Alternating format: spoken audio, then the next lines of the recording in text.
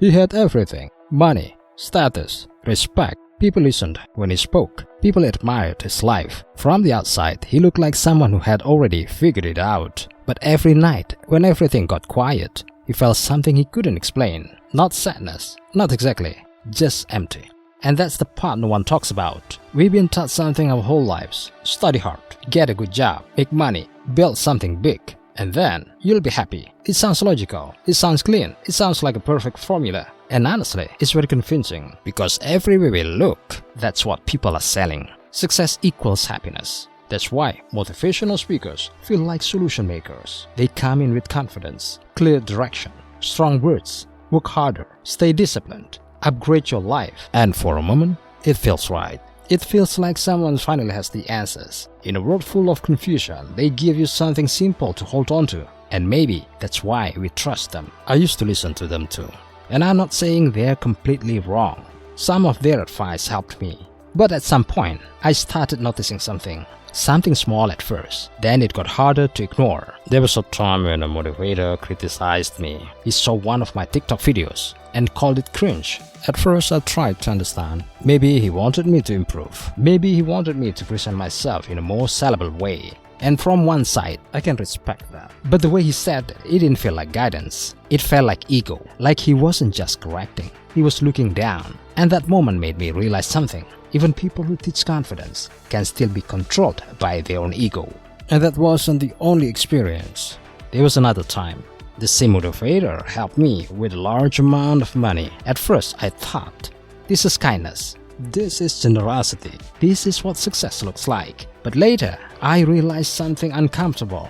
There was a purpose behind it, a hidden intention. And I won't go into details. But it changed how I see things. Because not every act of help is pure. Sometimes it comes with expectations. Sometimes it comes with control. That's when I started asking myself a deeper question. If success is supposed to make people better, why do I still see ego? Why do I still see hidden intentions? Why do I still feel something is missing? And then I realized motivational speakers talk a lot about success, but they rarely talk about what happens after you get it. They don't talk about loneliness. They don't talk about anxiety. They don't talk about that quiet moment when everything stops and you're left alone with yourself. They teach you how to climb, but not what you might feel at the top. Because the truth is, success doesn't guarantee peace. You can achieve everything you planned and still feel like something is missing. You can win in life and still feel lost inside. And maybe the problem is deeper than we think. Because the world teaches us one thing over and over again. More is better. More money, more status,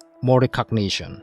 But what happens when more never feels enough? What happens when every goal you reach just creates another one? You keep running, you keep chasing, but you never arrive. And that's where false happiness begins.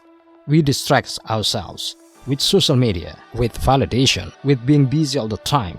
We tell ourselves we're happy, but maybe we're just distracted. And the dangerous part is, the more you chase these distractions, the more real happiness starts to feel unfamiliar. You get used to noise, you get used to validation, you get used to always needing something external just to feel okay. And slowly, without realizing it, you lose the ability to just sit still and feel at peace. Think about this. When was the last time you sat alone, in silence, with no phone, no noise, no distractions, just you and your thoughts? Were you at peace or were you uncomfortable? Because that moment, that silence, that's where the truth shows up. And here is something even more interesting. I don't think most motivational speakers are bad people. In fact, many of them truly believe they're helping. They believe what they teach is positive. They believe they're guiding others to a better life. But they're still human. And sometimes, they don't realize the negative sides of what they're promoting. They don't see how constant chasing can lead to emptiness. They don't see how pressure can break people quietly. And they don't see how success without meaning can feel hollow. Not because they're evil, but because they're unaware. And maybe that's the real issue. Not that they're wrong, but that they're incomplete. Because as humans, we don't just need money. We don't just need status. We don't just need achievement. We need something deeper. We need meaning. We need direction. We need a sense of peace that doesn't depend on what we have. Because if your happiness depends on something outside of you, that it can always be taken away. And if it can be taken away, was it ever real? So maybe happiness is not something you chase. Maybe it's something you understand. something you built internally, not externally. I'm not saying success is bad. I'm not saying you shouldn't work hard. I'm not saying money doesn't matter. It does. But it's not everything. And it's definitely not the full picture. And maybe that's why some of the most successful people are also the most restless. Because when your whole life is built on chasing, stopping feels like losing. Even if stopping is exactly what you need. Because the world teaches you how to win, but it doesn't teach you how to feel enough.